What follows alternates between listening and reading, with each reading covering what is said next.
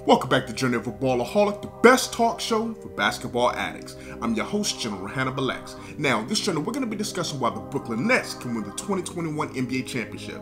Listen, if you're new to the channel, I'm a ballaholic. I'm absolutely addicted to basketball. Now, just like everybody, I've got my own opinions. But if you like opinions that are backed by facts, go ahead and hit that like button. Make sure to subscribe to the channel. And also, be sure that you hit that bell notification and turn it on to all notifications. That way you get updated whenever I drop a new video. Are you ready? Okay, this is going to be part 3 in my 7-part series as we break down the legitimate NBA title contenders. Now, this right here is probably one of the most requested videos that I had because most people believe that the Brooklyn Nets are not only going to the NBA Finals, but that they're going to win the 2021 NBA Championship. And I get it. Listen, I completely get it. When you've got one of the greatest offenses of all time, listen, this Brooklyn Nets team, not only are they ranked #1 in the NBA today in offensive rating, listen, this is arguably one of the greatest offenses we've ever seen. This is up there with the Michael Jordans and the Scottie Pippens. This is up there with the Klay Thompson, the Stephen Curry, the Kevin Durant Golden State Warriors. This offense right here is super elite. This is why these boys are a legitimate super team. When you've got a 7-foot sniper, easy money sniper as he's called, basically being able to bomb from anywhere on the court, as soon as he crosses the half-court line, that's unguardable. You pair him with James Harden, the bearded one, this guy who can shoot it, pass it, listen, he's got the ability to draw the fouls on an uncanny level that we've probably hardly ever seen. His craftiness, it's second to none. Then you put those two with Uncle Drew. Listen, the best handles the game has ever seen. I'm gonna be honest with you, man. This team right here is scary. They have scary potential when you talk about from an offensive standpoint. Man, think about this for a second. Think about this for a second. When you're trying to guard the Brooklyn Nets, you have to be able to stop the ball. Most of the times, they switch James Harden and put him as the primary point guard, move Kyrie Irving to a primary shooting guard position. So now, when the defense is setting up, you're looking and staring directly at James Harden, who's staring at you, crossing, shaking, saucing it up, looking you in the eye, ready to hit his patented step back 3, and you gotta cover it. You gotta push up on him. You can't give him any space. At the same time, he can go to the left wing where Kyrie Irving's standing over there ready to catch and shoot, go to the right wing where Kevin Durant's ready to catch and shoot. Like, when you've got that kind of elite perimeter talent scoring-wise, man, how do you guard that? How do you stop that offense? Then, it doesn't just stop there. When you got a guy like Joe Harris, who's, I think right now, leading the NBA 3-point percentage, an absolute sniper that you can park in the corner, send him off the screens. Listen, Joe Harris is an elite shooter. You can't leave him to help on any of these guys.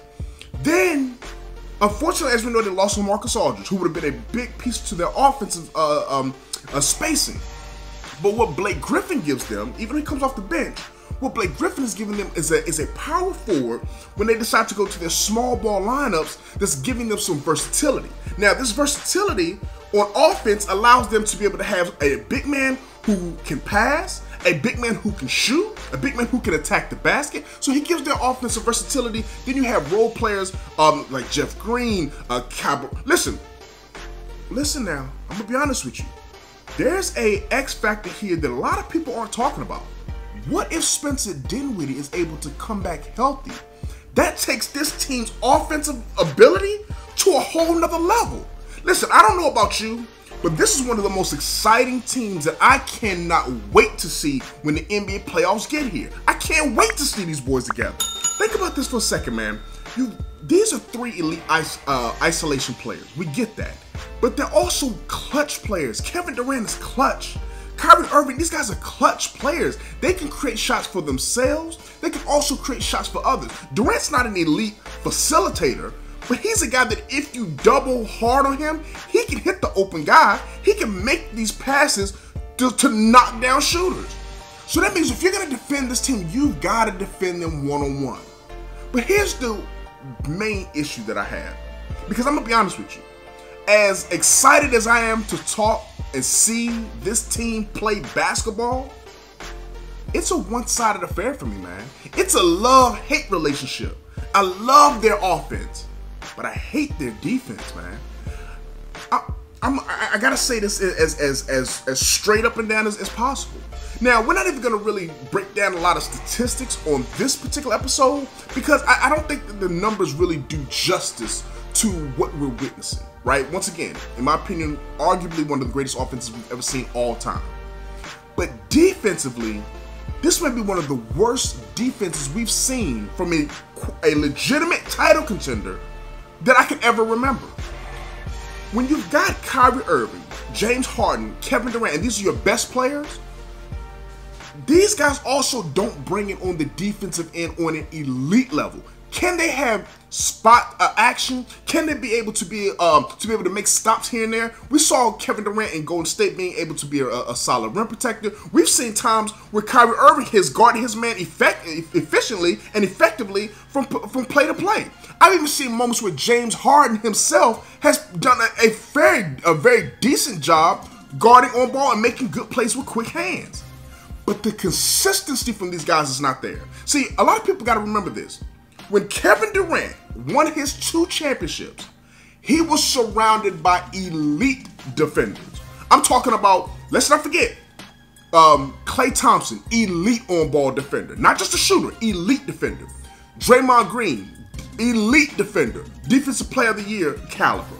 Even Andre Iguodala was being able to come off your bench as an elite wing. You think about this. Tell me the last team that you can remember to ever win an NBA championship that did not have elite wing defenders. At least one. And then also when it comes to rim protection, DeAndre Jordan, he's okay. He's not what he used to be for sure, but he's okay. But if DeAndre Jordan is your best defender on your entire team, that's an issue. Specifically when he's not even going to be in your closing lineup most of the times. Remember we talked about Blake Griffin. Remember we talked about the need for them to have LaMarcus Aldridge. That's because DeAndre Jordan doesn't get it done.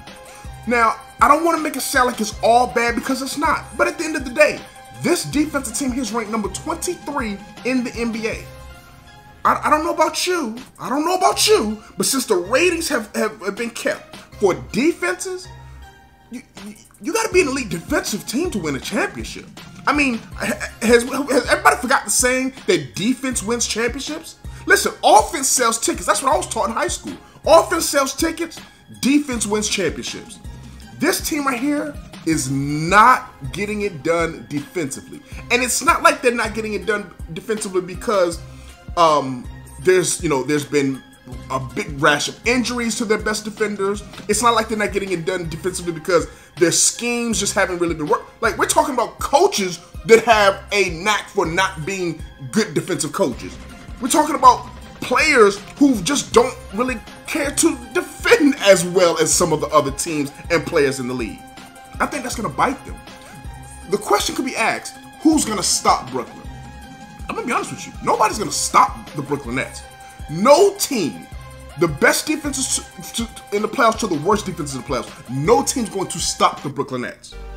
The question is, can the Brooklyn Nets stop anyone else more than the other team is able to stop them? See, other teams don't have to be elite offensively, or as elite offensively as Brooklyn to be able to beat Brooklyn. We just saw 2 games, and granted, this is a small sample size, very small sample size. But we saw back-to-back games where the Brooklyn Nets against the Milwaukee Bucks. Granted, there was no James Harden playing in this, and it's a regular season game, so I want to put that in context.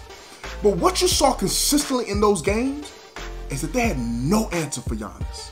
I'm talking about 0 answer. Now, granted, if these 2 teams were to match up in the playoffs, I wouldn't necessarily say that I was going with the Milwaukee Bucks. I'm not going to necessarily say that.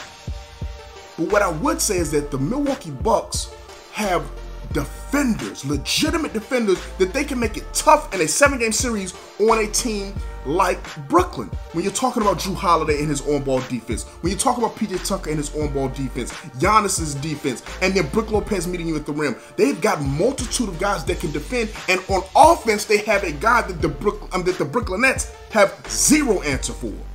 It's similar to other teams like the Philly and the Lakers, and I mean, listen. This thing, the Denver Nuggets, when you've got legitimate big guys who can score down low, that's a weakness for the Brooklyn Nets. And so when DeAndre Jordan has to go out the game so that Blake Griffin could come in the game to give them more offensive versatility so that you have more floor spacing so that Durant and Harden and Kyrie can get more driving lanes, well, now your defense suffers even more than what it is. Listen, I don't know about you, man, but to me, the Brooklyn Nets are a legitimate title contender. I just can't see them even making the finals, let alone winning the title. Listen, let me know in the comment section below. What do you think? Do you think the Brooklyn Nets are a legitimate title contender? And forget that, do you think the Brooklyn Nets are going to win the NBA championship in 2021? Let me know in the comment section below. Listen, I appreciate you for taking a look at this video. As always, be safe out there in those streets. Until next time, General Hannibal X, I'm out. Peace.